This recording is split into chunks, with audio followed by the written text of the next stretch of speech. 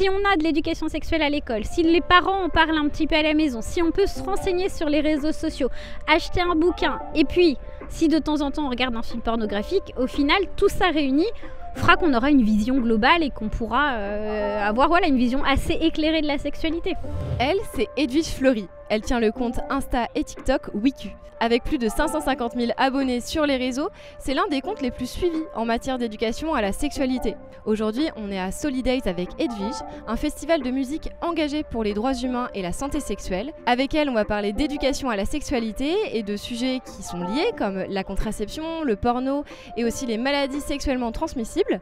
Moi, c'est Tiffany, bienvenue sur Studio E, le podcast d'Enter qui te parle de sujets qui nous rassemblent et nous concernent, nous les jeunes Européens.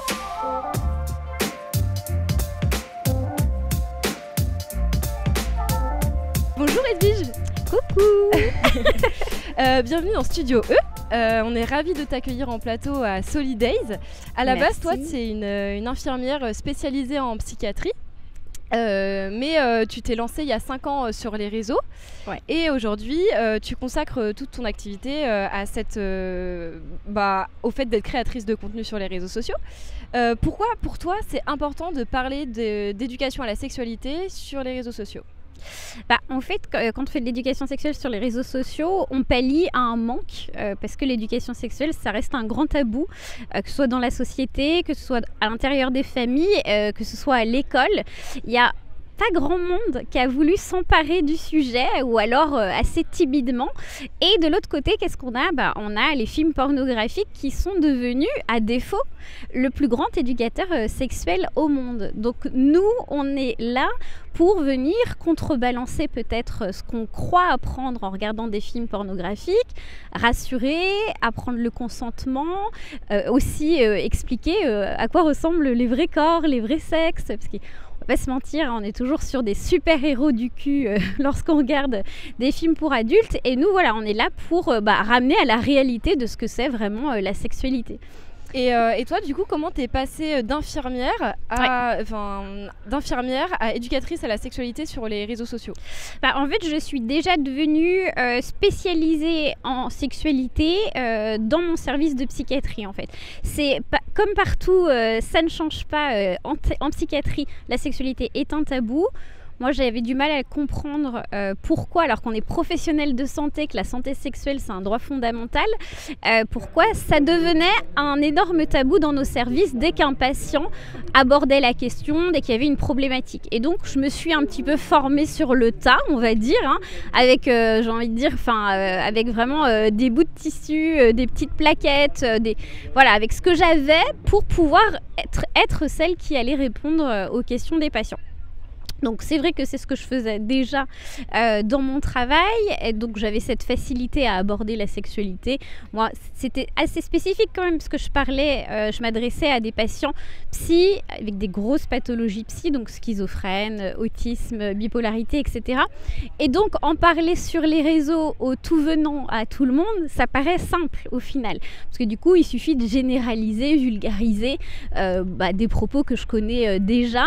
Et ce qui était intéressant, c'est que pour une fois, c'était pas un vieux gynéco en blouse blanche qui allait parler de sexualité. Là, on allait pouvoir en parler de façon fun, inclusive aussi, et puis en toute simplicité finalement, quoi. Et du coup, comment ça s'est fait en fait le lancement de ton compte ? Comment ça s'est fait ? En fait, honnêtement, c'est un pari avec mon meilleur ami. À force d'être référente sexualité dans mon travail, j'étais aussi référente sexualité auprès de mes collègues, auprès de mes amis. Enfin, du coup, ça se déplaçait un petit peu partout dans ma vie.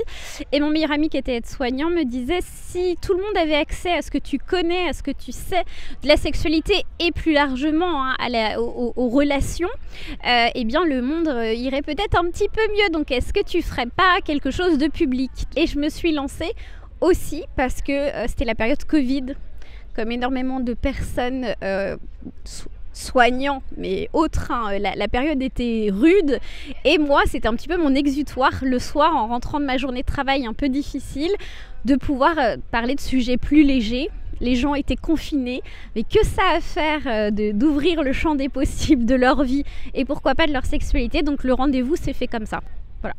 Toi, tu es aussi sexothérapeute. Qu'est-ce que ça veut dire en fait ?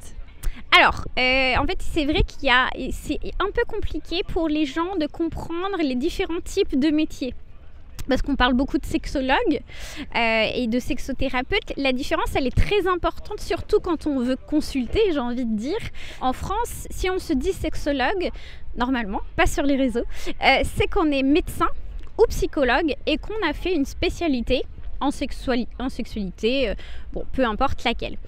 Quand on est sexothérapeute, là où il faut faire attention, ce qui est, je trouve, qui est assez trompeur en France, c'est le mot thérapeute.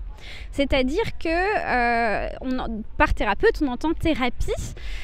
Malheureusement, en France, si on veut avoir accès à une formation de sexothérapie, on peut, sans aucun bagage professionnel autour de la santé, s'inscrire et passer une petite formation de 8 heures un week-end et repartir avec un diplôme qui en fait n'est pas vraiment diplômant, mais du coup en fait qui va donner une légitimité aux gens, enfin qui vont penser être légitimes à avoir ce type de diplôme. Donc c'est hyper important, si vous allez consulter, d'aller regarder un petit peu où la personne a été formée, quel est son parcours professionnel. Parce que voilà, c'est la problématique quand c'est pas réglementé, eh bien on peut avoir aussi des charlatans entre guillemets quoi. Et du coup, quand et pourquoi, pour quel problème on doit aller voir un sexothérapeute ou un sexologue ? Alors, à partir du moment où il y a une détresse, c'est-à-dire que souvent on me dit parfois, voilà, moi j'ai un problème parce que, par exemple, la libido, le sujet phare voilà, qui est posé sur les réseaux sociaux et en sexothérapie, j'ai un problème de libido parce qu'en fait, avec mon compagnon, avec ma compagne, on fait l'amour que 3 fois par mois. Et donc en fait, quand on va aller questionner la personne, on va essayer d'aller chercher s'il y a une vraie détresse. Parce que est-ce qu'on s'imagine qu'on dysfonctionne parce qu'on ne colle pas à ce que la société met en avant, veut nous faire croire de ce que c'est un couple qui fonctionne, ou est-ce que vraiment dans notre couple, il y a une différence de libido qui nous fait souffrir ? Parce qu'en fait, en sexualité, s'il n'y a pas de souffrance, il n'y a pas de problème. Mais comme voilà, on est sur une société de la performance, la sexualité en fait partie, on s'imagine souvent qu'on a un problème alors qu'on n'en a pas. Donc ce qui est important, c'est vraiment l'élément le plus important, c'est la détresse. C'est s'écouter en fait. S'écouter. Est-ce que vraiment, en dehors du regard des autres, je souffre du problème, ou c'est juste une inquiétude que j'ai parce que je me sens différente. Voilà. Et s'il y a une détresse et que ça dure dans le temps, en général, on peut poser des diagnostics de dysfonction à partir de 6 mois. Alors 6 mois de dysfonction érectile, 6 mois de libido dans les chaussettes, 6 mois de difficulté à avoir un orgasme, etc. Et bien là, c'est plus prudent de consulter si par nous-mêmes, on n'a pas réussi à trouver des solutions en couple notamment. Donc toi, en même temps, tu es vraiment sexothérapeute parce que les gens t'envoient des questions sur les réseaux sociaux et toi, tu leur réponds en fait. Oui. Quelles questions ils te posent le plus ? Bah, ce qui est bien, c'est que c'est hyper redondant. Alors évidemment, ça m'arrive d'être surprise par des questions parce que évidemment, voilà, la vie est faite de surprises, mais principalement, les questions, elles tournent autour de 3 sujets. Le premier, c'est la libido. Énormément de gens en couple se questionnent sur leur libido, peut-être la libido non alignée dans leur couple et la crainte que ça puisse impacter leur relation. Donc ça, c'est une question qui revient énormément parce que c'est un concept qui n'est pas forcément toujours concret. Donc ils ont besoin d'éléments concrets pour comprendre comment ça fonctionne. La deuxième, c'est l'orgasme. Voilà, je n'arrive pas à avoir d'orgasme, ou alors je n'arrive à avoir d'orgasme que seul ou que avec un jouet, ou encore j'orgasme beaucoup trop rapidement, comment faire ? Voilà, on a ce type de questions. Et ensuite, c'est vraiment les douleurs à la pénétration. Les douleurs à la pénétration, ça concerne tellement de personnes voilà, qui ont un vagin que c'est une question quand même qui est assez récurrente, assez redondante. Alors, ce qui est marrant avec ton compte Instagram et ton compte TikTok, c'est que moi je trouve que tu abordes les questions liées à la sexualité de façon très pédagogique en fait. Et en fait, je me suis dit à un moment donné, est-ce que tu n'aurais pas envie d'aller donner des cours d'éducation à la sexualité dans des écoles ? Honnêtement, en tout cas pour ma santé mentale et ma vie personnelle, ça serait encore une chose de plus que j'aurais du mal à caser dans mon planning. En revanche, ce que j'aimerais vraiment faire, si j'y arrive, si je trouve l'énergie, c'est former des gens en fait pour intervenir dans les établissements. Parce que le problème aujourd'hui, c'est qu'il y a très peu d'établissements déjà qui applique la loi, parce que légalement on est obligé de donner 3 cours d'éducation à la vie sexuelle et affective de la maternelle au lycée. Ouais, et ça c'est le cas depuis 2000 ans. Exactement. Ouais. Donc c'est comme la loi HLM, hein, tu vois, c'est hyper voilà, c'est pas appliqué. C'est la responsabilité et l'envie du chef d'établissement. Donc il suffit que ce soit un sujet qui l'intéresse pas du tout et il se passe rien. Et quand les chefs d'établissement s'impliquent, ce qui se passe souvent, c'est qu'ils forcent, entre guillemets, les profs de SVT, d'éducation physique ou encore l'infirmière scolaire à s'y coller.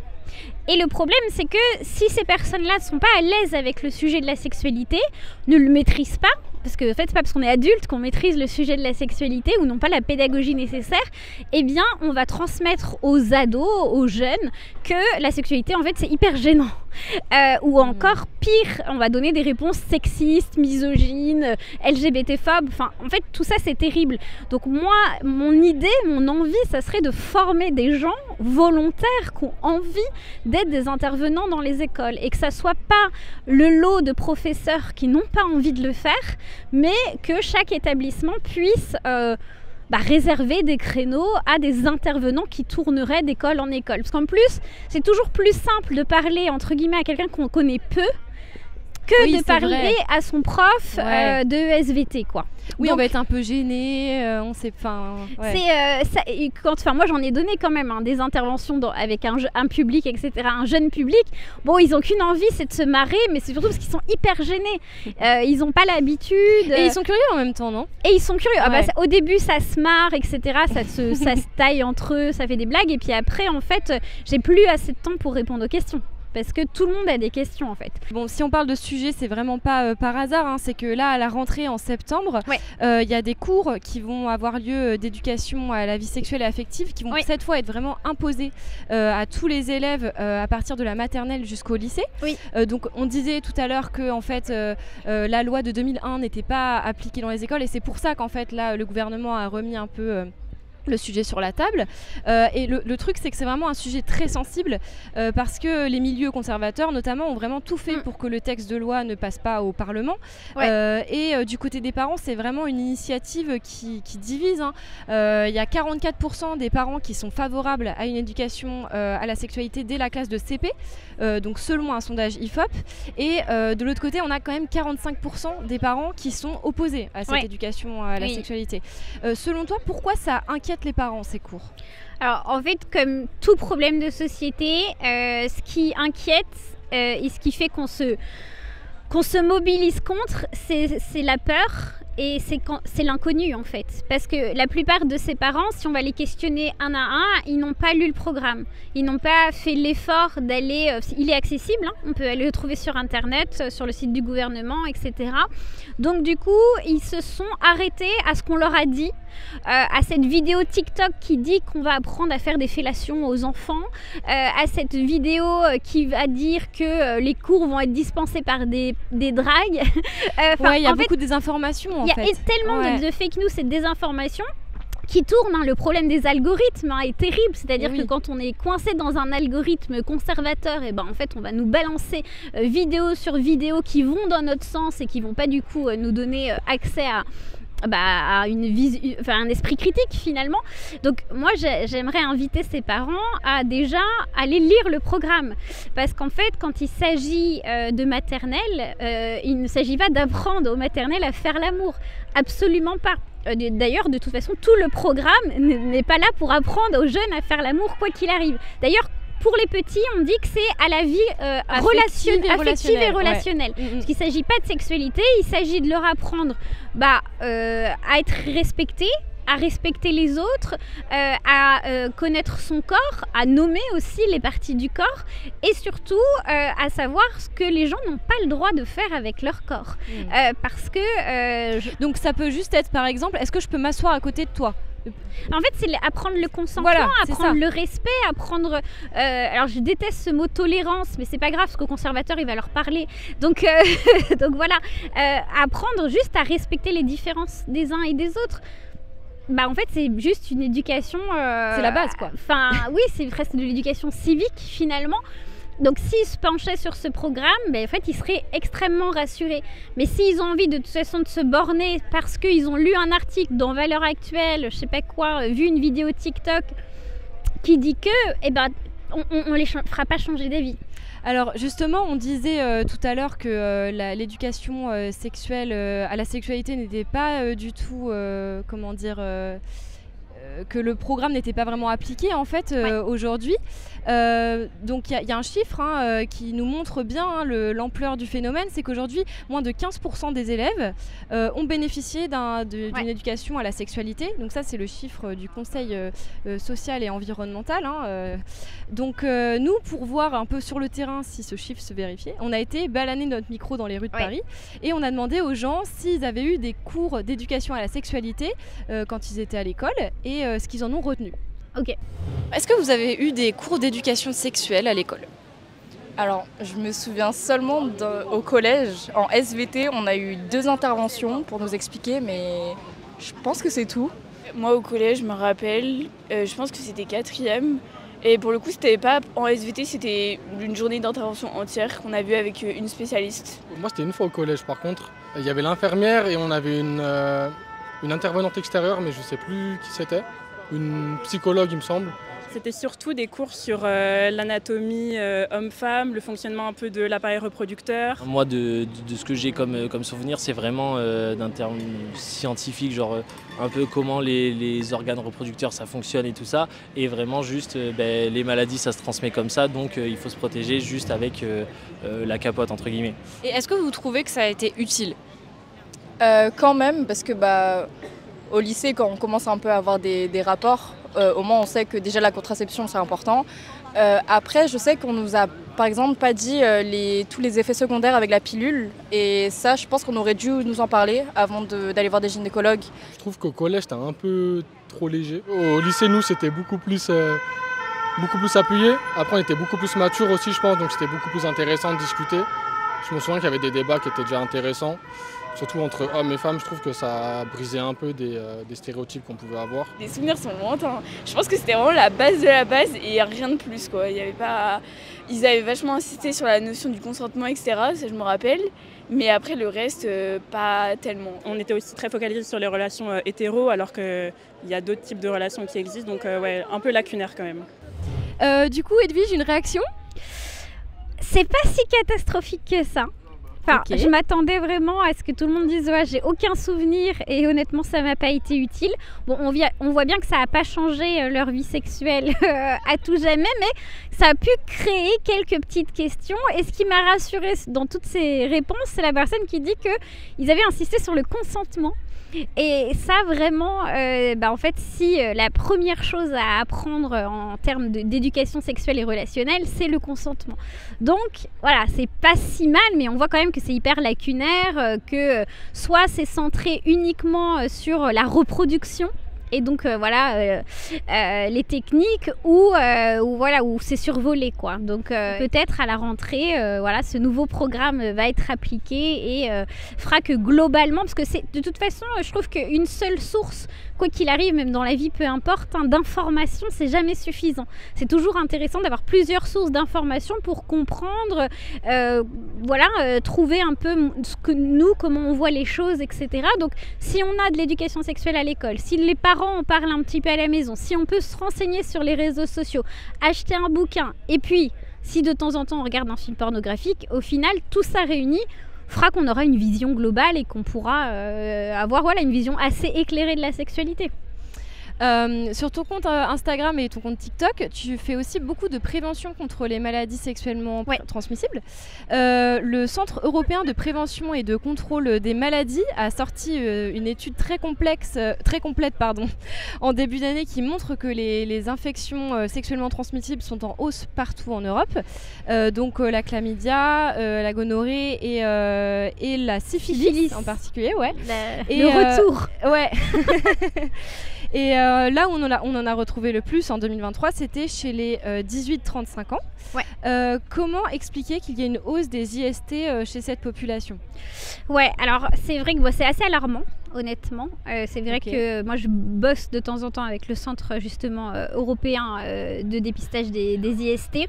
C'est assez alarmant et on remarque quand même que c'est en post-Covid qu'il y a eu un relâchement. Alors pourquoi? Parce qu'on a peut-être eu marre de la prévention de façon générale, c'est-à-dire que le Covid, ça a été 1 an, voire 2 ans d'interdiction, de prévention, de port du masque, de vaccin, etc. Enfin, certaines personnes l'ont vécu comme tel et donc ont voulu se mettre à distance de la santé, de l'injonction à, j'en sais rien moi, les gens n'aiment pas les injonctions, les Français surtout n'aiment pas les injonctions, donc voilà, en tout cas après le Covid il y a eu un vrai relâchement, une espèce de fatigue de ces conseils de santé qu'on viendrait leur donner. Et donc il y a eu un relâchement et ça se voit dans les chiffres, voilà, la syphilis, on n'imaginait quand même pas qu'elle allait revenir en force, quoi. Ce qu'il faut faire, c'est qu'il faut remettre à l'honneur les campagnes de prévention.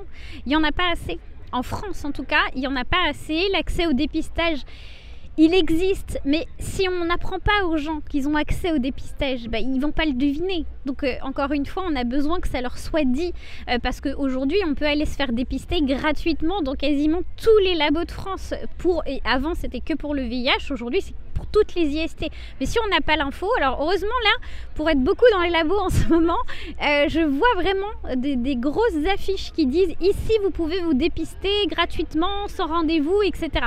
Bon, c'est déjà ça, mais s'il faut aller au labo pour avoir l'info, c'est un peu dommage. Donc il faut vraiment que l'État refasse de grosses campagnes de prévention, que les parents aussi soient au courant, parce que s'ils ne s'inquiètent pas, etc. Voilà, et qu'on remette le préservatif au goût du jour, hein, parce que honnêtement, il est boudé.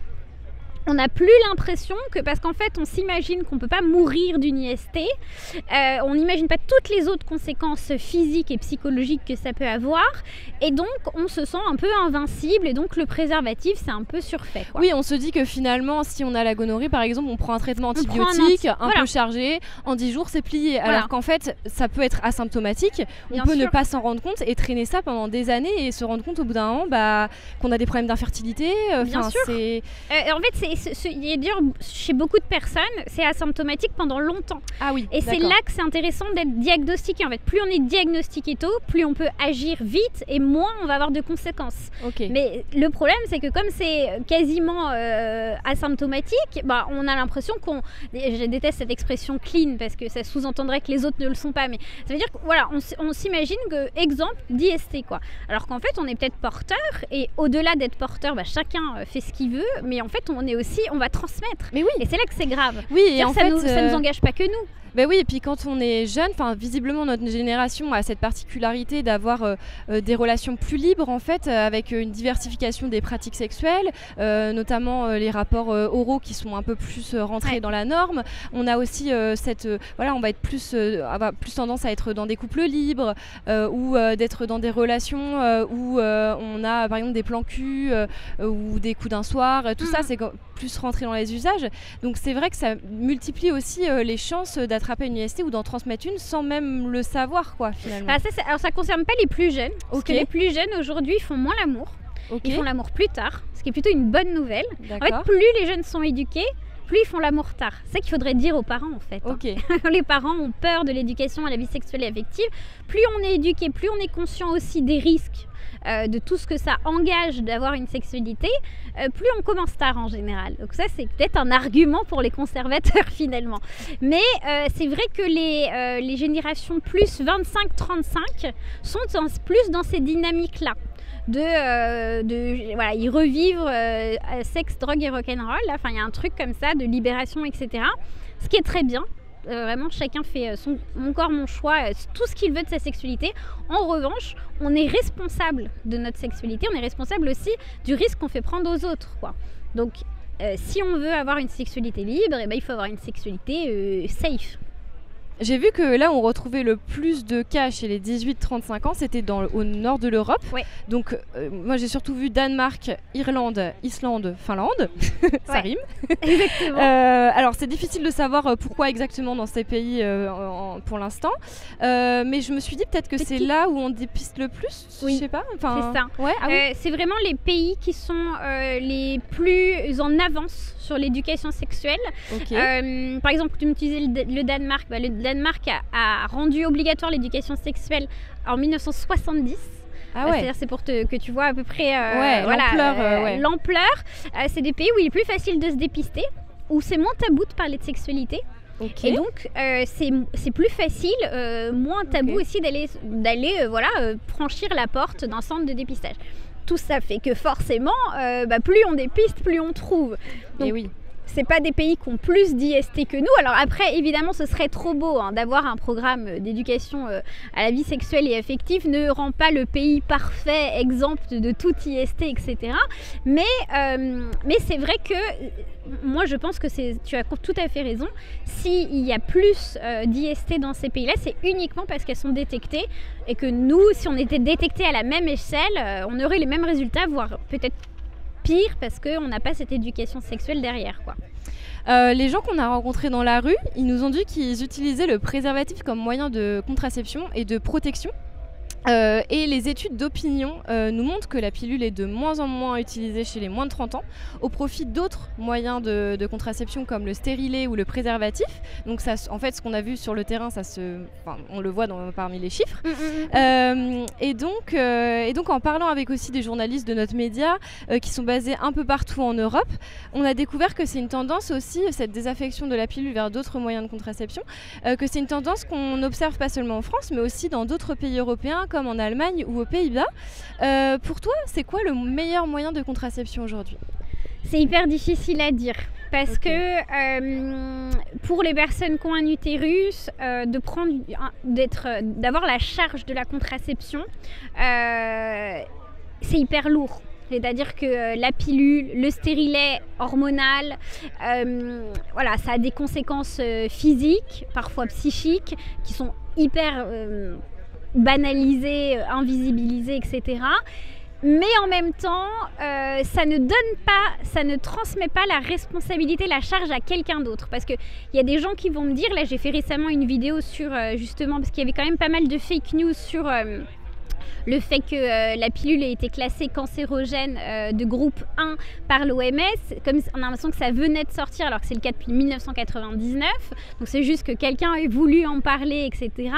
C'est dit que c'est au même titre que le tabac et l'alcool, mais les ravages ne sont quand même pas les mêmes et on oublie le côté protecteur aussi de la pilule de certains cancers. Bon, bref, j'ai essayé de faire un peu un état des lieux. Et il y a des gens qui me disaient, mais moi de toute façon, toute ma vie, je prendrai la pilule ou je me protégerai parce que je ne fais pas confiance aux hommes. Et je ne veux pas qu'un homme avec qui je relationne soit responsable de la grossesse en gros que je peux avoir, quoi. En tout cas, c'est mon corps, c'est mon choix, mais moi je veux absolument, je fais pas assez confiance en un partenaire pour leur confier cette charge. Oui, et puis il y avait eu aussi toute la polémique dans les années 2010, je crois, autour des pilules de 3e et 4e génération, il me semble, qui avaient un peu traumatisé quand même les jeunes filles. Quoi qu'il arrive, en fait, la pilule, c'est pas anodin.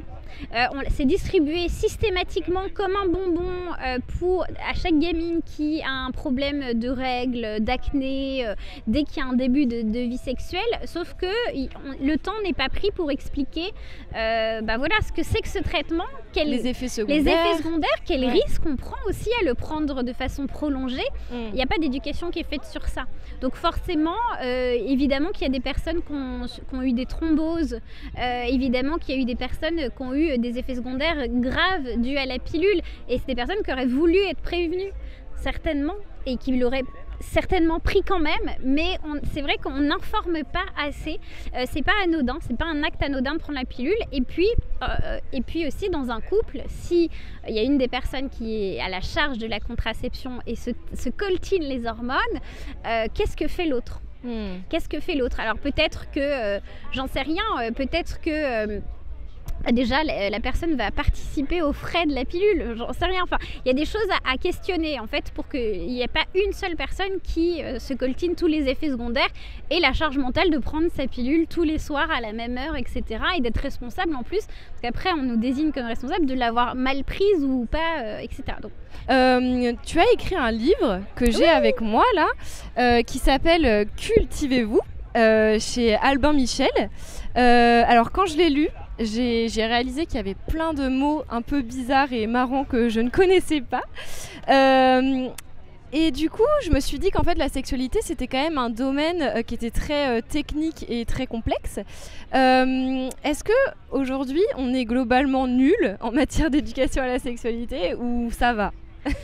Non, en fait on fait avec ce qu'on a. Est-ce qu'on est nul?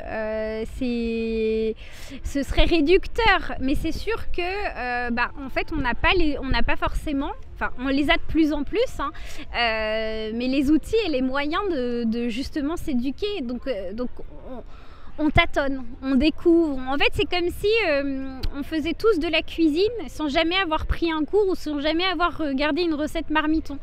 Certainement, il y aurait beaucoup de gens chez qui ça serait dégueulasse. Il y a des gens qui ont fait cramer des choses, par exemple. Voilà, c'est comme si on n'avait pas le mode d'emploi du four, quoi. Au final, c'était que voilà, ne visualisez rien parce que c'est immonde. Mais voilà, c'est pareil, c'est comme je dis, la cuisine, on ne sait pas quoi faire. On bouffe tous les jours des pâtes au jambon, j'en sais rien moi, des pizzas, des machins. On n'a pas d'idée, qu'est-ce qu'on va faire? On va acheter un livre de cuisine, on va aller sur Marmiton.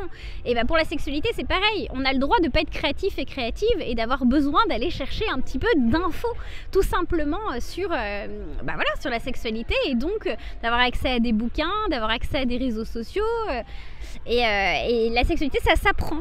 Comme il n'y a que le coït reproducteur qui est assez inné, mais qui n'est pas jouissif, quoi. Donc du coup, si on veut s'éclater et prendre du plaisir, ça s'apprend. À partir de quel âge tu conseillerais la lecture de ton livre? Alors là, c'est un sujet un peu compliqué, parce que justement avec les conservateurs qui me regardent, de qui je suis parfois dans le viseur, moi à chaque fois j'ai envie de dire, idéalement je dirais 11 ans. Pourquoi? Parce que 11 ans, c'est l'âge moyen de visionnage d'un premier film porno en France. La moyenne, c'est que les gamins aujourd'hui à 11 ans ont pour la moitié déjà regardé un film pornographique. Donc moi, si j'avais un enfant, je souhaiterais vraiment grandement qu'il ait accès à mon livre pour chercher des informations sur la sexualité, plutôt que de se retrouver sur un film porno mainstream, sans consentement, avec des pratiques plutôt violentes, avec des corps hyper normés, etc. Mais pour pas me faire taper dessus, je dis 15 ans. Ok. Selon une étude IFOP, plus d'un jeune sur deux, âgé de 18 à 24 ans, reconnaît que les vidéos pornographiques lui ont permis d'apprendre la sexualité, et c'est plus du coup que leurs aînés. Ce que montre aussi cette étude, c'est que les ados regardent de plus en plus tôt en fait des contenus pornographiques. Est-ce que ça te choque? Alors non, non, ça me choque pas, parce que alors moi j'avais pas cet accès aux films porno, mais déjà à mon époque, si je voulais télécharger un film porno, il me fallait 6 heures, hein. Donc c'est-à-dire qu'il fallait que je sois sûre et une bonne connexion. Une bonne connexion. Il fallait que l'ordinateur familial qui était au milieu du salon pendant 6 heures, je sois sûre que personne passe par là. Et pourtant, je l'ai quand même fait. Donc, oui, je comprends qu'en fait, à défaut d'avoir des informations sur la sexualité, ils aient envie d'un peu comprendre comment ça se passe. Et puis il y a aussi l'effet de groupe, évidemment. À l'école, il y a un pré-ado qui a un téléphone portable, qui a trouvé comment aller sur Pornhub, c'est pas compliqué, hein, c'est pas, et qui va dire regardez ce que j'ai trouvé, ha ha ha hi hi hi. Bon, donc non, en soi ça me choque pas. Par contre, ce que je trouve triste, parce que moi je diabolise pas le porno, hein. Le porno, s'il est éthique, attention, je parle pas du porno mainstream, etc. C'est un excellent outil pour cultiver son imaginaire érotique, s'exciter, découvrir ce qu'on aime, ce qu'on n'aime pas, etc. Mais ce qu'il faut, c'est avoir du recul sur la pornographie et de l'éducation pour comprendre comment ça fonctionne vraiment dans la vraie vie. Donc, ce qui me peine dans ce que tu me dis, c'est surtout que ces personnes disent que ça a quand même façonné leur sexualité. Et là, là c'est triste. Là, il y a un manque d'éducation à la sexualité, en fait. C'est là que du coup, nous, on n'a pas contrebalancé. Et on n'est pas venu, les aider en fait à avoir une sexualité certainement plus tranquille, moins dans la performance, parce qu'il y a énormément de personnes qui ont des problèmes érectiles, d'orgasme, d'éjaculation prématurée, de plein de choses comme ça, à cause de l'anxiété de performance qui est entre autres causée par les films pornographiques. Parce qu'ils voient en fait, c'est que j'aime bien faire cette comparaison, mais ils voient des super-héros du cul tout le temps. Et donc c'est comme si nous on regardait un Marvel et qu'on se comparait à ces gens-là. Non, en fait ce sont des super-héros et nous ne sommes pas des super-héros. Donc nous on est là pour leur dire, non en fait ça c'est un film. Et dans le film, évidemment, c'est joué, c'est des acteurs, il y a des pauses, parfois c'est tourné sur 3 jours, etc. Et puis dans la vraie vie, en fait, toi, t'es normal, quoi. Donc c'est en ça que c'est peinant, parce que sinon c'est pas très grave. Et du coup, quel conseil, toi, tu donnerais pour bien s'éduquer à la sexualité avec les moyens qu'on a aujourd'hui, sans forcément passer par du porno mainstream, comme tu dis? Déjà de s'abonner à des comptes sur les réseaux sociaux, pas forcément que le mien, pas le mien si ça vous parle pas, mais on est plusieurs à faire de l'éducation à la vie sexuelle et affective. Donc je trouve que c'est quand même une façon qui n'est pas très engageante en fait. Au final d'ailleurs il y a beaucoup de gens qui passent sur nos réseaux et qui ne sont pas abonnés. J'ai beaucoup plus de gens qui viennent voir ce que je fais que de gens qui appuient sur le bouton abonner, mais ça permet de prendre des infos, de se rassurer, d'apprendre. Il y a plein de bouquins aujourd'hui qui existent. Vous allez au rayon, je crois qu'on est tous au rayon bien-être maintenant, faut le savoir. Au rayon bien-être, des livres sur la sexualité, il y en a plein. Donc vraiment n'hésitez pas à vous procurer des bouquins, c'est quelque chose en fait qui est toujours abordable en plus. Je trouve les livres ça reste entre guillemets accessible, et puis après c'est facile de les refiler à des potes en plus, ce type de bouquins. N'hésitez pas à acheter des bouquins et aussi à parler, c'est-à-dire que la sexualité c'est quand même un grand tabou, et s'il y a bien un sujet pour lequel on ment régulièrement, c'est la sexualité. Mais si on était tranquille d'en parler avec ses proches sans mentir, on pourrait aussi se rendre compte que la vie sexuelle des copains c'est pas tout beau tout rose tous les 4 matins, que tout le monde a déjà rencontré un complexe, un problème, etc. Donc l'idée de pouvoir aussi aborder le sujet de façon tranquille avec des gens avec qui on se sent safe, quelques amis on va dire, c'est aussi une idée pour apprendre, découvrir, etc., se rassurer. Donc vraiment utiliser en fait tout le champ des possibles de l'éducation. Donc il y a de plus en plus de choses à lire, à écouter. Il y a des podcasts aussi. Donc vraiment, allez écouter, regarder tout ce que vous pouvez si ça vous intéresse. Et puis après, faites votre propre cuisine. Ouais, donc il y a plein de sources possibles d'informations. Exactement. Merci Edwige d'être passée nous voir à Solidays. Merci de m'avoir invitée. C'était trop chouette. Ce podcast a été préparé et présenté par Tiffany Fillon. Vous pouvez le retrouver sur la chaîne YouTube d'Enter et sur les plateformes d'écoute de RFI. Toutes nos sources sont en description. On remercie Solidays de nous avoir accueillis et prêté ce plateau. Si vous avez kiffé, allez vous abonner à toutes nos plateformes. On est sur YouTube, Insta et TikTok.